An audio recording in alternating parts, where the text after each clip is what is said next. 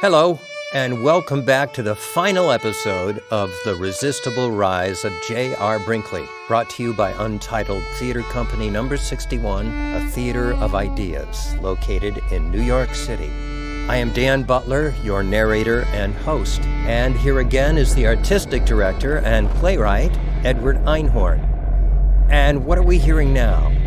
I'm not sure because I haven't heard it yet, but what I wrote in the script is the sound of approaching doom, so I guess we'll see what the sound designer, Josh Samuels, comes up with. Approaching doom. Yes. So things are not going to end well? Not historically, no, not for Brinkley. Though there may be a few writer's embellishments at the end of the episode today. I also wanted to introduce our final guest, Dr. Tracey Laird. Dr. Laird is a professor at Agnes Scott College and the author of 4 books, including Louisiana Hayride, Radio and Roots, Music Along the Red River. She is going to talk to us a little about country music and politics. Welcome to the show, Dr. Laird. Thank you. Glad to be here. Well, we're very happy to have you. I had a quick question, so we can talk about it at length later, but what's the difference, if there is one, between country music and folk music? And if there is a difference, when did the split occur?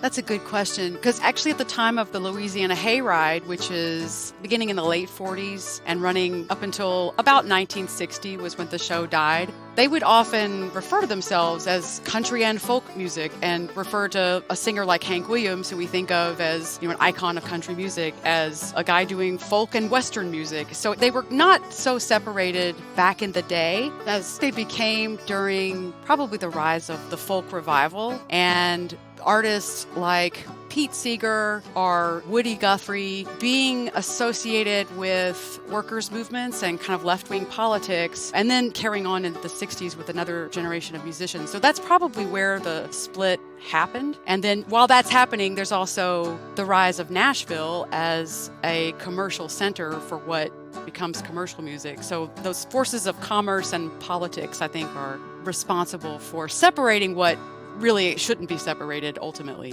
Thank you. We'll be talking more with Dr. Laird at the end of the episode. Stay tuned. Meanwhile, Edward's going to tell us a few things about the theater company. Untitled Theater Company No.61 has been making theater in New York since 1994. And like all theaters during this pandemic, we are reinventing ourselves in order to continue to create theater. We need your help. This year, we do not have a box office to rely on, many of the grants have gone away or shrunk, and our donor base is not able to support us the way they have in the past. All of our work focuses on ideas, political, scientific, philosophical, and above all, theatrical. Our style is inspired by theater of the absurd, mixing the comic and the tragic. In the 2000s, we ran the UNESCO Festival and the Havel Festival, also working closely with former Czech president and playwright Václav Havel. The UNESCO and Havel's work have been a continuing inspiration for our style. To learn more about our work and the history of our theater, or to contribute, please visit our website, untitledtheater.com. And now, let's move on to our story. When we left the story last, Brinkley was planning a run for the presidency. But first, he had some other business. A libel case against Dr. Fishbein, who had called Brinkley a quack and a charlatan, in print. The trial began on March 22, 1938. It was held in the federal building in Del Rio, Texas, with a jury consisting of local ranchers and businessmen. Judge McMillan started with a warning. Mr. Brinkley, a lawsuit like this is going to practically put your whole life in issue. You have chosen to file it, and that's your business, but I might as well warn you to be prepared. Now, I see you have a number of witnesses planned who are willing to testify to the effectiveness of your treatment, and Dr. Fishbein has a few of his own ready to testify that you ruined them. Well, I'm afraid you have wasted these good people's time. I don't believe any of that evidence is admissible. The court will only be listening to the testimony of medical professionals and the like, not interrogating your former patients. Your Honor, how are we expected to make our case? The usual way, Mr. Morris, through evidence. You'll have your chance to make your case, and I assume you are familiar with the art of cross-examination. You make our task unnecessarily hard, but if that is your ruling... It was. The experts all sided with Fishbein, of course. Then it was Fishbein's turn. Dr. Fishbein, have you ever performed a prostate operation? No. Have you ever seen Dr. Brinkley perform an operation? No. So you are essentially basing your accusations on nothing. The American Medical Association has been conducting investigations of Mr. Brinkley for over a decade. Speaking of the AMA, doesn't the AMA have a prohibition against advertising your own works? I don't see how... And haven't you written a number of works on medical charlatanry and others on self-diagnosis? Wouldn't the publicity from attacking Dr. Brinkley be a boon to the publicity of your books? I don't know about that. Yet there has been criticism in the AMA about those publications. Some have been critical, yes. How many other doctors have you called quacks? Quite a few, though Brinkley is the worst. How many careers of good doctors have you ruined in your quest for self-publicity, Mr. Fishbein? How many medical pioneers have you tortured and destroyed? Objection, Your Honor! Sustained. Mr. Morris, please refrain from that sort of hyperbole in my courtroom. No further questions, Your Honor.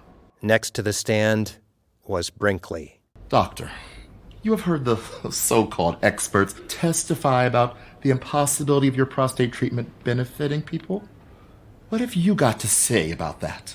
All I know is I help people. My ambition has always been to do what good I can every way that I can.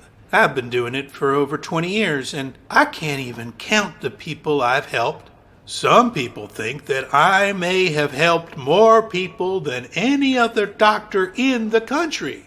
I don't know about that, but I certainly do my best. Fishbein's attorney, Clinton Brown, conducted the cross-examination. Dr. Brinkley, what's the value of that ring on your right hand? I paid $4,300 for it. The one on your left hand? $1,000. Your stick pin? $1,500. Your tie clip? $800. Your Cadillac out front? That would be harder to say. How many automobiles do you have?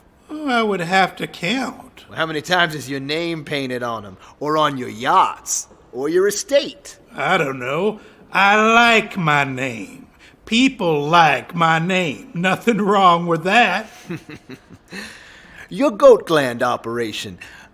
What do you actually do with the gland? It's inserted. Oh, and then hooked up to blood vessels? Well, no. Nerves? No. So you just slice a hole, put it in, and sew it up? Its essence is absorbed. Oh, how does that happen? It's a process of absorption. And why would that work? I can't exactly say why, but it does. You can't say why? Just interview any of my patients. So they would be the medical experts on this. Let's turn to your Formula 1020. Describe it to us. What's in it? Well, it's quite complicated, and I don't want to reveal all my secrets. And your elixirs? I would say the same.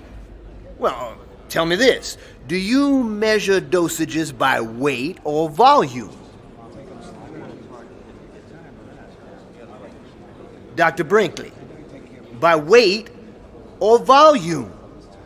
Dr. Brinkley. I'm not sure I can answer your question. I don't rightly know.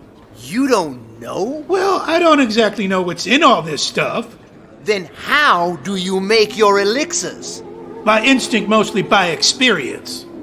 Some of those elixirs have most deadly chemicals in them if not used correctly. How do you make them? What matters is they work. Dr. Brinkley, you may know that there are some reporters in this courtroom. I wonder what your patients are going to think about that answer when they read about it tomorrow.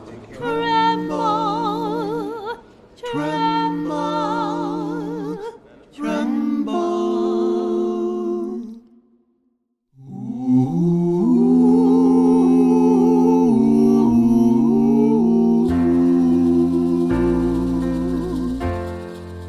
Were you there when they crucified my Lord?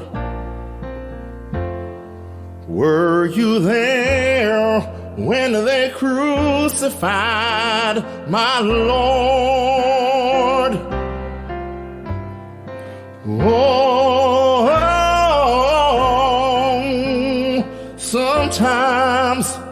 causes me to tremble, tremble, tremble. Were you there when they crucified my Lord? Were you there when the sun refused to shine? Were you there when the sun refused to shine? Oh, sometimes it causes me to tremble, tremble, tremble. Were you there when the sun refused to shine?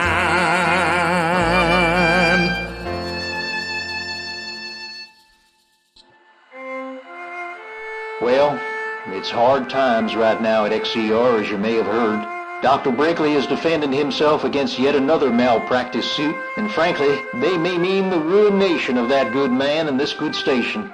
Meanwhile, his appeal of the libel case has been turned down by a very prejudiced judge, one of Fishbein's tribe, and now the latest news is that the Mexicans are planning to tear us down. Now, don't worry about me. Thanks to Dr. Brinkley and this station, I have done quite well. But as for my friend and his wife and boy, well, they are suffering. They are suffering. Jimmy, is there something you want to say to Dr. Brinkley now that he is sitting here in court with us? I didn't come to you because I thought you were a great doctor. I came to you because I knew you wouldn't laugh at me, and I needed someone who understood how awful it is for a man when he can't be a man. It transforms you. I can't explain it exactly, but it gnaws at you. It just gnaws at you. I heard about your operation from a cousin. He was laughing about it, but I thought, well, I'm desperate. But I laughed too. I didn't want him to think anything. My wife, Laura, she would tell me she didn't mind, but I knew that she did. And we wanted a baby. We wanted one so much. And it was me. It was my fault that we couldn't. I was the failure. I don't know what went wrong. When I was a kid, I couldn't keep the damn thing from popping up, even in the most ridiculous of circumstances. I had this young teacher. She was as pretty as anything I'd ever seen, and, well, never mind, you know. Laura, she blamed herself because she'd gained a little weight. But so had I. What did that matter? And she would get all dressed up and try to seduce me, and I was terrified, petrified that my own wife wanted to make love to me. I'd find every excuse to be out or to be tired or... So I was desperate, you see? And there you were with your operation. Took all the money I had, and it hurt like hell. But one day, my wife came over, and I thought, you must have cured me. I mean, what else? And Laura got pregnant. And suddenly I felt totally different, reborn. So when you asked me to come on your radio, I came on your radio. And when you asked me to join you on your campaign to testify, well, I did that too. I did it gladly. And then Billy, my only child, we were only able to have the one. He got sick. And the doctor said he would get better, but day after day passed, and he was so sluggish. I don't know why. He just didn't seem to have any energy anymore. And I heard you on the radio talking about your elixirs. And I said to my wife, I said, Laura, no matter the cost, it's worth it. Worth every penny. I'll never forget when we opened up that bottle. Laura turned to me and said, well, it's hard for me to repeat it. She said, it smells like a corpse. I should have listened. But instead I said, I trust him. Give it to the boy. Within hours, you know, I love that boy. I watched him grow up, watched him play, watched him become a little man. You have a son, don't you, Doctor? Johnny? Imagine holding his hand while he's screaming in pain. Imagine not knowing whether to pray that he lives or pray that it ends quickly. When I had my problem, I thought it was the worst thing that could happen to a man. I never even imagined he died in that pain, and you poisoned him. You and me together. You with your elixir and me for believing in it. What did you buy with that $100 of mine, Dr. Brinkley? How many of your elixirs did you have to sell to buy your mansion and your yachts? How many people died, sir? How many people died like my son died? Pretty soon, Brinkley declared bankruptcy. Turned out he didn't even know how much debt he had. As long as he had been successful, all that debt didn't matter. But once everything began to fall apart, there wasn't much left for people to sue him for. But they kept suing. We're almost to the end now, folks, but before we get there, we're just going to take one last quick break with Edward. Any last thoughts to share with the audience, Edward? Well, I wrote that last monologue before coronavirus hit, and while I was preparing for this podcast and encountered it again, it struck me in a whole different way, especially because my mom died from coronavirus a few months ago. So those references to death and the real-life consequences of Brinkley's cons just hit home. I'm so sorry about your mother, Edward. Thank you. I should probably set up the end of this episode, as it confused a few people who came to the stage production. They asked me afterwards if Brinkley was a real person. And I said yes, of course he was. The story is all true. Mostly. Except for the completely made-up part. Well, folks, you know what happened after that trial. Somehow, Brinkley turned it all around. He rose up from the ashes like a phoenix, and in 1940, he won the presidency from FDR. Soon he appointed the blind cowboy as his Secretary of Energy, Rose Dawn as his Secretary of Education, Father Coughlin as his chief strategist, Henry Ford as his Secretary of Labor, and American hero Charles Lindbergh as Secretary of State. As president, he restored both his medical and his radio license. And every morning, he would broadcast. Welcome once again to WUSA, the Sunshine Station from the capital of the nation, broadcasting to you straight from the Oval Office of the White House. Right beside me, as always, is my First Lady, Minnie. A mighty hello to all you Americans! So I see that once again the fraudulent press, or as I like to call them, the very fraudulent press, is making up slanders against me. Now, I don't read the Kansas City Star, but I know how eager they were to suck up to me once upon a time. Remember, Minnie, when that publisher, that Roy Roberts fellow, came up to me at a party and told me he might need my medical help? I didn't tell him that maybe he just needed a more attractive wife. Oh, John, you shouldn't say that. It's the truth. I'm sorry, but that's why I was elected, to tell the unfiltered truth. Well, they certainly have been very unfair to you at that publication. And not a word about how successful Lindbergh has been keeping us out of this damn war. Now watch your swearing. Don't want to be too salty.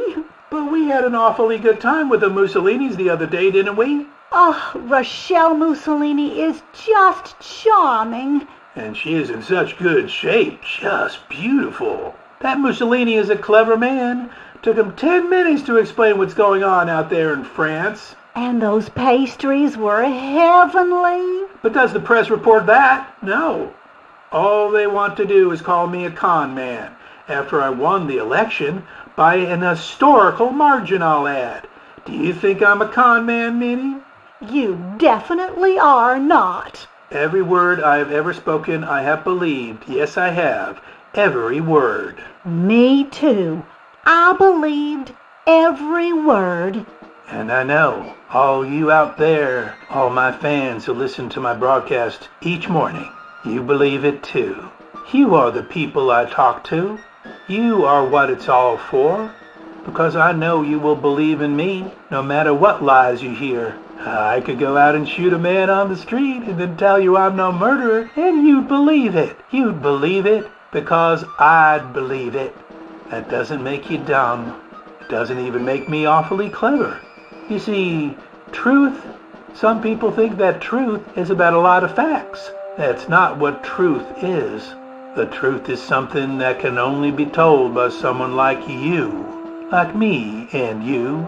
Other people, they don't understand the truth, but we do. We know exactly what we are talking about because we know each other.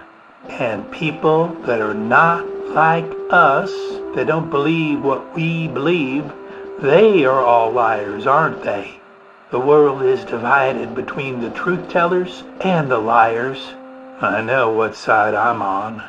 I am the truth teller. I am the most honest man in the world. Believe me, that's who I am. Who are you? So it's Brinkley, take a tip from me. Brinkley, on to victory. We're here to make a fuss. J.R. Brinkley, you're the man for us. J.R. Brinkley, you're the man for us.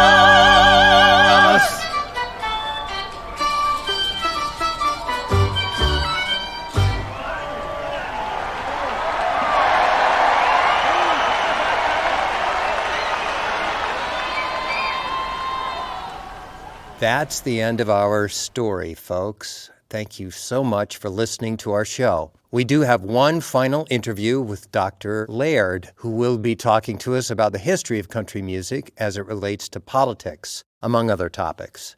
Welcome back, Dr. Laird. Thank you. So here's a very simple question. What is country music? It's a good question and not necessarily an easy question to answer simply. I think country music is music that emerges from the roots of American culture in rural life. I like to romantically think of country music as music associated with hard work and hard play, with instruments that were, initially very portable and loud, and forms that were shaped to meet what I think are basic needs of people, both to dance and to hear stories, and collects associations along the way. I think some of them worth hanging on to. There's a certain nostalgia, I think, that's associated with country music. So a lot of the show is touching on radio, and I would think all music benefited from it. But do you think country music came into its own through radio?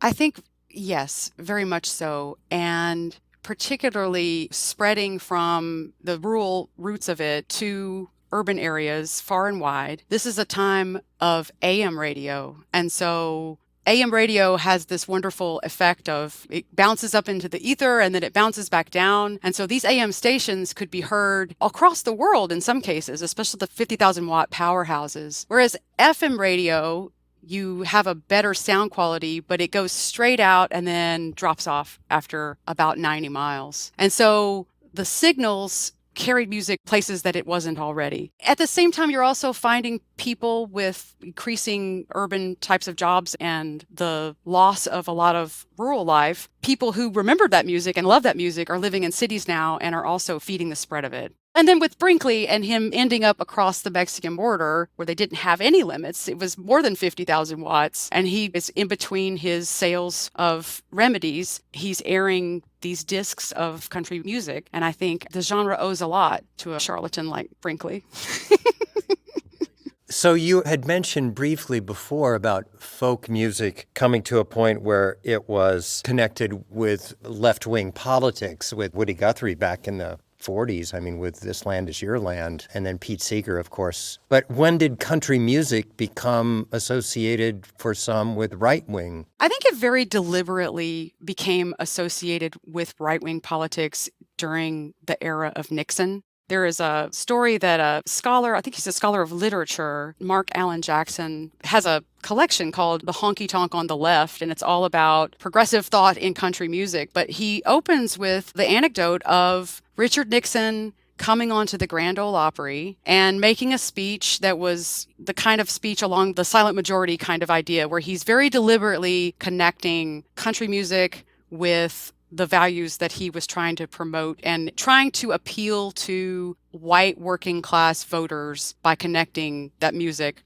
with politics, particularly in support at that time of the Vietnam War. And so it kind of gets entrenched there, and it's something that Ronald Reagan picked up on. And I think that's when it became really ingrained. I think both during those times and then the entire history of commercial country music, I mean, certainly there's a strain of conservatism that you can follow, but there's equally a strain of working class values and emphasis on equality between people. So it's much more rich and nuanced and varied than the story that I think eventually gets told about country music. I think it's been pigeonholed in a lot of ways. Well, that's when it was so refreshing, like when Garth Brooks came on, or, I mean, they've now changed their name, but the Dixie Chicks. The Chicks? Yeah, the Chicks. Yeah. The Chicks. Yeah, and the Fox News, which I guess is, at this point being completely associated with very conservative politics, they latched onto it as well and would very deliberately have guests, people like Toby Keith, who were very vocal speaking out against the Chicks and their comments. And really, in some ways, I mean, we talked about the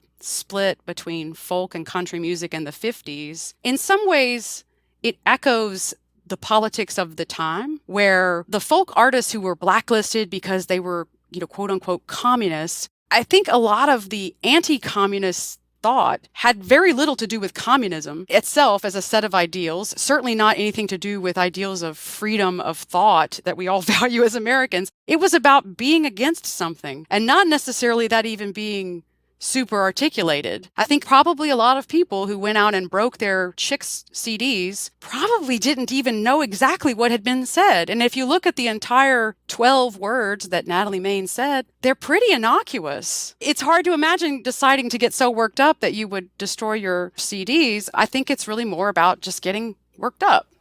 Right. Right. Yeah. Yeah.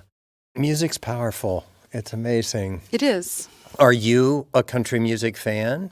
I am a country music fan. My heart is in classic old country. That's where the heart of my research has been. And of course, there are artists that I love. And in fact, I love the new Chicks album. And I love a lot of the sound of country music. There are aspects of current artists that don't appeal to me as much. I don't want to sound like an old fogey, right? These modern sounds are just not what they used to be. But as a person who grew up in the 70s and the 80s, a lot of what I hear sounds a lot like 80s rock to me. And I recently ran across, there's a documentary about the banjo that features Bela Fleck. And at one point he talks about moving from New York to Nashville because there was a country scene, and people said, well, you play the banjo. But being told that the banjo was too country for country, that was in the 80s. So I think we're seeing more artists who are interested in shaping their sounds around those sounds that I love in the old string music and close harmonies and this kind of thing. And I think that has to do with the explosion of outlets that people have too. So growing up, if you had one or two country stations in your market. Now, if you've got Sirius XM, you've got 10 or more different country stations to choose from. So there are connections being made that in the past wouldn't have existed. And I think that's probably a healthy thing. Between that and then other types of streaming services, I think a lot of the old categories that got entrenched through the needs of commerce to put things in categories so people could know what they wanted to buy. I think a lot of that's getting broken down, and I hope it gets rebuilt in ways that are more true to what I consider to be most interesting about American culture in general and country music, certainly in particular. Yes. Well, sometimes the tower has to come down and be rebuilt from the ground up. Indeed. Indeed. That was our final episode of The Resistible Rise of J.R. Brinkley. Are there any future podcasts planned, Edward? Well, if we can raise the money for it, we will be adapting Jack London's book, The Iron Heel. It's the first American dystopian novel written in 1918. London imagined what America would become if it were taken over by an oligarch. He was writing the novel from a socialist perspective, and we're also going to have a Brechtian take on our adaptation using classic folk music, which I guess there's not that much distinction with the country at the time, to comment on the drama. Edward, thank you so much for asking me to be a part of this. It's been such a pleasure in every respect. I think the only thing left is the final credits. I hope you, our listeners, can come back for future Untitled Theater Company No.61 productions, both audio and someday again, soon, on stage. Thank you so much for listening. This episode was produced by Untitled Theater Company No.61, a theater of ideas. It starred Dan Butler as our narrator and host, Tony Torn as John R. Brinkley, Jenny Lee Mitchell as his wife Minnie, John Blaylock as the blind cowboy, Craig Anderson as Jimmy and Judge McMillan, Joshua Wolf Coleman as Dr. Mars Fishbein, John Bronston as Mr. Mars, and Jason Harris as Clinton Brown. Our songs in today's episode were Brinkley, You're the Man for Us, a parody of Harding, You're the Man for Us, written by Al Jolson in 1920, and Were You There?, an anonymous composition first printed in 1899 and probably composed by slaves earlier in the 19th century. The musical arrangements were originally written by Tom Berger and further developed by Richard Philbin, who music directed, mixed the music, and provided all of the instrumentals besides the piano and violin. John Bronston was our pianist and lead vocalist for Were You There?, and John Blaylock, Jenny Lee Mitchell, and Craig Anderson provided further vocals on both musical pieces. Julia Hoffman was on violin. Richard Philbin also composed and played our background music besides the violin parts. The episode was sound designed, edited, and mixed by Josh Samuels. The play was originally presented as a live stage version in New York in October 2018 at the Martha Graham Studios as part of the New York Fringe Festival. My name is Edward Einhorn, and I'm the writer and director. Please visit our website, untitledtheater.com, to learn more about the show and our theater company and maybe to contribute. Thank you again for listening. This has been our final episode of the Resistible Rise of J. Brinkley, but we hope you can join us for our next project, wherever it may be.